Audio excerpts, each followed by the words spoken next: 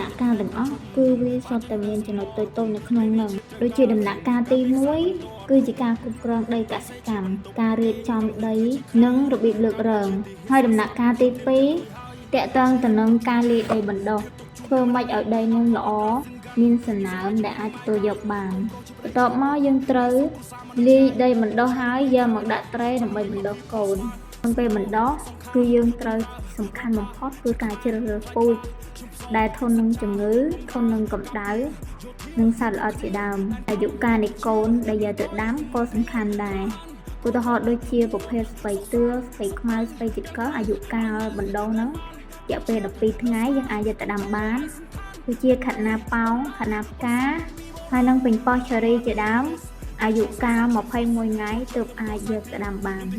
ដែលកូនវាមានលក្ខណៈធំធន់នៅពេលដែលយកទៅដាំវាងាយនឹងលូតលាស់លឿនចាប់ឬបានល្អហើយនេះគឺជាដំណាក់កាលទី3គឺសំខាន់បំផុតគឺជាដំណាក់កាលនៃការដាំដុះថែទាំនិងការប្រើប្រាស់ជីបញ្ហាប្រឈមមុខដូចជាជំងឺនិងសត្វល្អិតយើងត្រូវចេះប្រើប្រាស់ថ្នាំជីក៏ដូចជាវិធីការពារផ្សេងៗដូចជាកត្តាជីវសាស្ត្រកត្តាវិធីការពារបាត់ចម្រុះជាដើមដំណាក់កាលនេះគឺសំខាន់ខ្លាំងមែនទែនបន្ទាប់ពីដំណាក់កាលដាំគឺចាប់ផ្ដើមប្រមូលផល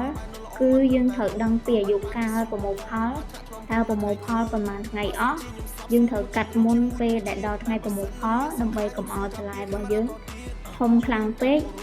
ដែលពិបាកក្នុងការបញ្ចេញទៅទីផ្សារហើយនេះគឺជាស្ពៃតឿគឺធំល្អខ្លាំងមែនតើបងប្អូនពណ៌ខៀវស្ងាត់នេះពេលព្រឹកគ្រប់បច្ចេកទេសទាំងអស់ដែលខ្ញុំបានចែករំលែកគឺដើម្បីមិនថាការដាំដុះឲ្យសិស្សនិស្សិតទាំងអស់បានដឹងអំពីបច្ចេកទេសការថែទាំក៏ដូចជាការប្រមូលផលនិងរៀបចំវេចខ្ចប់សម្រាប់ដាក់ទៅទីផ្សារជាដើមដែរអរគុណជម្រាបលា